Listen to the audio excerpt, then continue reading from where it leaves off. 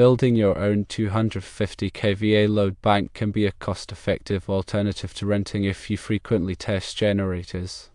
Here's a guide to wiring and construction, covering both single-phase and three-phase configurations. Remember, safety is paramount, so adhere to all electrical safety regulations and guidelines. Firstly, let's discuss the single-phase load bank. Refer to the single-phase load bank wiring diagram. You'll need load bank resistors rated for 250 kVA. Choose wire of the appropriate gauge for the amperage load, terminals such as wire lugs, and a safety switch. An optional voltage regulator can help maintain stable voltage during testing. Grounding straps are crucial for safety. To assemble, connect the load bank resistors in series or parallel to achieve the desired resistance. Wire the resistors to the terminals, ensuring all connections are tight and secure. Insert the safety switch between the load bank and the power source. If using a voltage regulator, connect it between the power source and the load bank. Finally, connect grounding straps to the load bank and ground. Before using, test the load bank by applying a load and monitoring the voltage and current measurements. Now, let's consider the three-phase load bank. Consult the three-phase load bank wiring diagram. Similar to the single-phase setup, you'll need 250 kVA rated load bank resistors, appropriately gauged wire, terminals, a safety switch, an optional voltage regulator, and grounding straps. Connect the three-phase load bank resistors in a delta or Y configuration to achieve the desired resistance.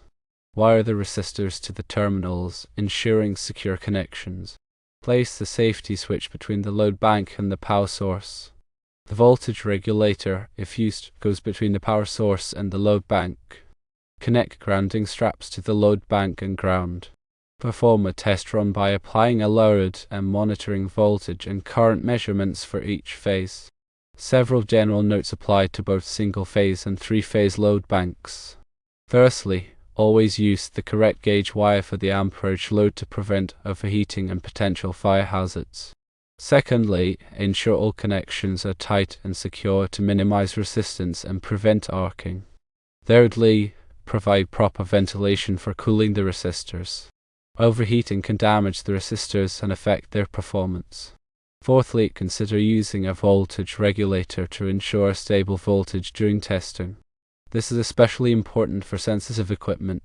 Fifthly, always use grounding straps to connect the load bank to ground, providing a safe path for fault currents. Finally, strictly adhere to all electrical safety regulations and guidelines to prevent injury or damage. Regarding materials, select high-quality resistors specifically designed for load bank applications. These resistors are built to withstand high temperatures and prolonged use. Select wire with the appropriate amperage rating for the load bank's current draw. Use appropriately sized terminals to ensure secure connections between wires and resistors. A safety switch is essential for quickly disconnecting the load bank from the power source in case of an emergency. While optional, a voltage regulator can help maintain a stable voltage during testing, which is crucial for accurate results. When following the instructions, first calculate the required resistance for the load bank based on the desired voltage and current. You can use Ohm's law, which states that resistance equals voltage divided by current.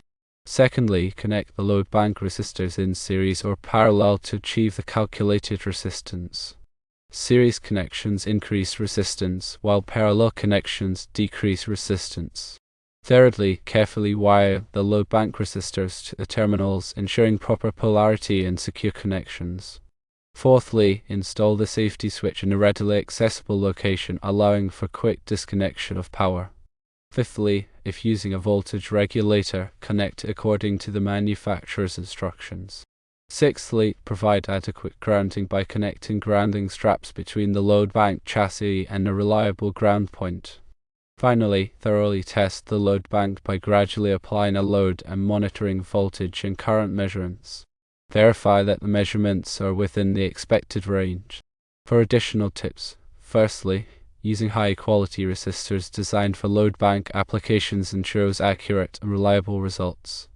Secondly, consider a water-cooled load bank for higher capacity testing.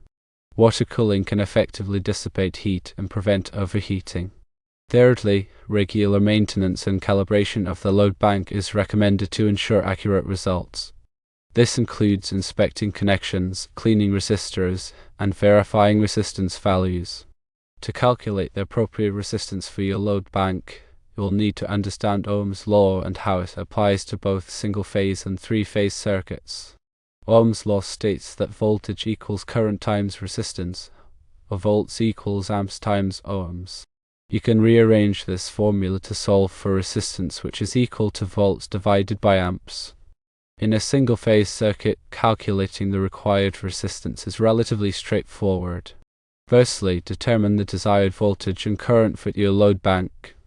For instance, if you're testing a 240 volts generator and want to apply a 100 amps load, you would divide 240 volts by 100 amps to find the required resistance. In this case, the resistance would be 2.4 ohms. Secondly, choose resistors with appropriate wattage ratings. The wattage rating of a resistor indicates how much power it can dissipate without overheating. To calculate the required wattage, multiply the voltage by the current. In our example, 240 volts times 100 amps equals 24,000 watts, or 24 kilowatts. So, you would need resistors that can collectively handle at least 24 kilowatts. Thirdly, consider using multiple resistors in series or parallel to achieve the desired resistance and wattage rating. Series connections increase the total resistance, while parallel connections decrease the total resistance. For example, you could use four 9.6 ohms resistors, each rated for 6 kilowatts, connected in parallel to achieve a total resistance of 2.4 ohms and a total wattage rating of 24 kilowatts. In a three-phase circuit, the calculations are a bit more complex because you need to account for the phase voltage and current. There are two common configurations for three-phase circuits, which are delta and Y. Firstly, in a delta configuration, the line voltage and phase voltage are the same, but the line current is equal to the square root of 3, which is approximately 1.732 times the phase current. Secondly, in a Y configuration, the line current and phase current are the same, but the line voltage is equal to the square root of 3 times the phase voltage. To calculate the required resistance for a three-phase load bank, you need to know the line voltage, line current, and the configuration of the circuit. Firstly, let's say you have a 208 volts three-phase generator and want to apply a 100 amps load per phase in a delta configuration. The phase voltage would be 208 volts, and the phase current would be 100 amps. Using Ohm's law, the required resistance per phase would be 208 volts divided by 100 amps, which equals 2.8 ohms. Secondly, the power per phase would be 208 volts times 100 amps, which is 20,800 watts, or 20.8 kilowatts. So, you would need three resistors, each rated for at least 20.8 kilowatts and each with a resistance of 2.8 ohms connected in a delta configuration. Now, let's consider a Y configuration with the same 208 volts three-phase generator and a 100 amps load per phase. Firstly, the phase voltage would be equal to the line voltage divided by the square root of 3. That is 208 volts divided by 1.732, which is approximately 120 volts. The phase current would be the same as the line current, which is 100 amps. Secondly, using Ohm's law, the required resistance per phase would be 120 volts divided by 100 amps, which is 1.2 ohms. Thirdly, the power per phase would be 120 volts times 100 amps, which is 12,000 watts, or 12 kilowatts. So, you would need three resistors, each rated for at least 12 kilowatts and each with a resistance of 1.2 ohms connected in a Y configuration. In summary, when calculating the resistance and wattage requirements for your load bank, always consider the voltage, current, and circuit configuration. Using the correct values will ensure that your load bank operates safely and effectively. Remember that these calculations are simplified examples, and it's essential to consult with a qualified electrician or engineer to ensure that your load bank is properly designed and constructed. They can help you select the appropriate components, determine the correct wiring configuration, and ensure that all safety requirements are met. When choosing resistors for your load bank, several factors should be considered to ensure optimal performance and safety. Firstly, resistance value is the primary consideration. Calculate the required resistance based on your voltage and current requirements, as described earlier. Choose resistors with a resistance value that matches your calculations. Secondly, wattage rating is crucial to prevent overheating and resistor failure. Select resistors with a wattage rating that exceeds the expected power dissipation. It's always better to overrate the resistors than to underrate them. Thirdly, tolerance refers to the accuracy of the resistance value. Resistors typically have a tolerance rating such as 1%, 5%, or 10%. A lower tolerance indicates a more accurate resistance value. For load bank applications, choose resistors with a tolerance of 5% or better. Fourthly, temperature coefficient describes how much the resistance value changes with temperature. Resistors with a low temperature coefficient maintain a more stable resistance value over a wide temperature range. Select resistors with a low temperature coefficient for consistent performance. Fifthly, resistor type. There are several types of resistors available, including wire wound, metal film, and carbon film resistors. Wire wound resistors are typically used in high-power applications due to their high wattage rating and good heat dissipation characteristics. Metal film resistors offer better precision and stability compared to carbon film resistors. Choose the resistor type that best suits your needs and budget. Sixthly, physical size. Consider the physical size of the resistors and ensure that they can be easily mounted and cooled within the load bank enclosure. Larger resistors typically have higher wattage ratings but may require more space. Seventhly, heat dissipation. Adequate heat dissipation is essential to prevent overheating and resistor failure. Provide sufficient ventilation and consider using heat sinks or forced air cooling to dissipate heat. Finally, safety features. Look for resistors with built-in safety features, such as thermal cutouts or flame-proof coatings. These features can help prevent fires and other hazards in case of resistor failure. When wiring the load bank, it's essential to follow best practices for electrical connections to ensure safety and reliability. Firstly, use appropriately sized wire. The wire gauge should be selected based on the amperage load and the distance of the wiring run. Refer to the National Electrical Code, or NEC, Table 310.15b16 for ampacity ratings of various wire gauges. Secondly, use proper terminals and connectors. Use high-quality terminals and connectors that are rated for the wire gauge and amperage load. Ensure that the terminals are properly crimped or soldered to the wires. Thirdly, make secure connections. Ensure that all connections are tight and secure. Loose connections can cause resistance, overheating, and arcing. Use a torque wrench to tighten connections to the manufacturer's recommended torque. Fourthly, insulate all connections. Insulate all connections with electrical tape or heat shrink tubing to prevent shorts and accidental contact. Fifthly, protect wiring from damage. Protect wiring from physical damage by routing it through conduit or cable trays. Use strain relief clamps to prevent stress on connections. Sixthly, label all wiring. Label all wiring with clear and durable labels to identify the circuit and function. This will make it easier to troubleshoot and maintain the load bank. Seventhly, use proper grounding techniques. Ground the load bank chassis to a suitable ground point using grounding straps.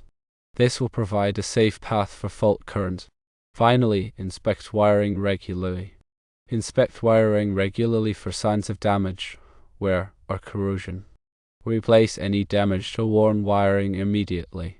In addition to the core components, several optional accessories can enhance the functionality and safety of your load bank. Firstly, a voltage regulator can help maintain a stable voltage during testing. This is especially important for testing sensitive equipment that may be affected by voltage fluctuations. Secondly, a current meter allows you to monitor the current draw of the load bank. This can be helpful for verifying the load and identifying any imbalances in the circuit. Thirdly, a voltage meter allows you to monitor the voltage of the load bank. This can be helpful for verifying the voltage and identifying any voltage drops in the circuit. Fourthly, a power meter allows you to measure the power consumption of the load bank. This can be helpful for calculating the efficiency of the generator or other equipment being tested. Fifthly, a temperature monitor allows you to monitor the temperature of the resistors and other components. This can help you prevent overheating and identify potential problems.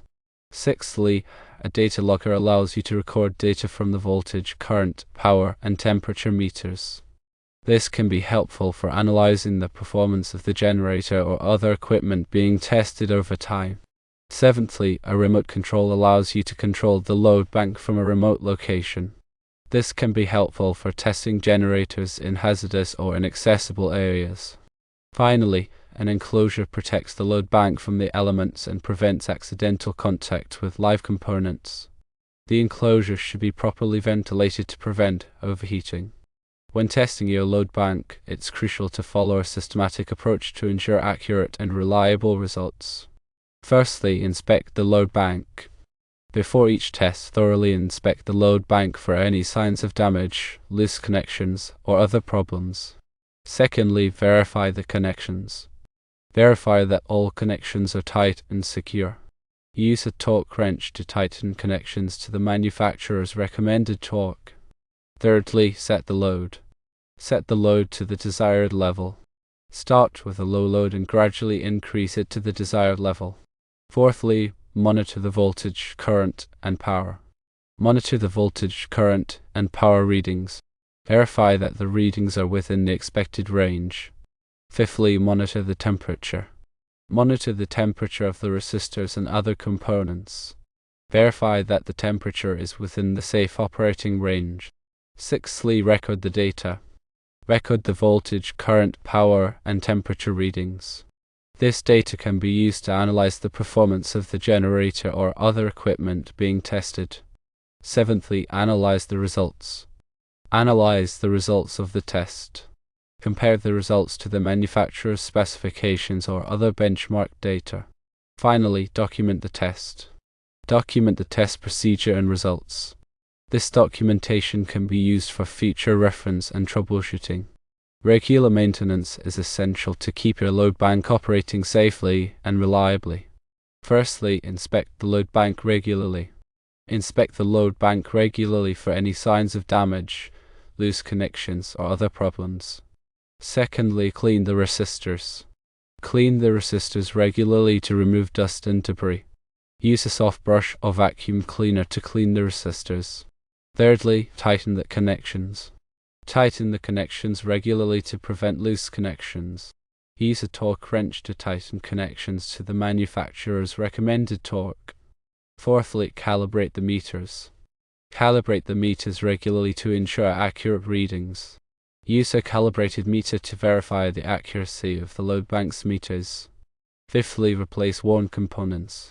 Replace worn components such as resistors, wires, and terminals as needed. Use only high-quality replacement parts. Sixthly, lubricate moving parts. Lubricate moving parts such as switches and connectors as needed. Use a suitable lubricant to prevent corrosion and wear. Seventhly, test the safety features. Test the safety features, such as the overcurrent protection and thermal cutouts, regularly. Verify that the safety features are functioning properly. Finally, store the load bank properly. Store the load bank in a clean and dry environment when not in use. Cover the load bank to protect it from dust and moisture. Constructing your own 250 kVA load bank involves careful planning, precise execution, and a commitment to safety. By following these guidelines and consulting with qualified professionals, you can create a valuable tool for generator testing and ensure the reliability of your power systems. Remember that electrical work can be dangerous, and it's always best to err on the side of caution. If you're not comfortable performing any of these tasks, consult with a qualified electrician.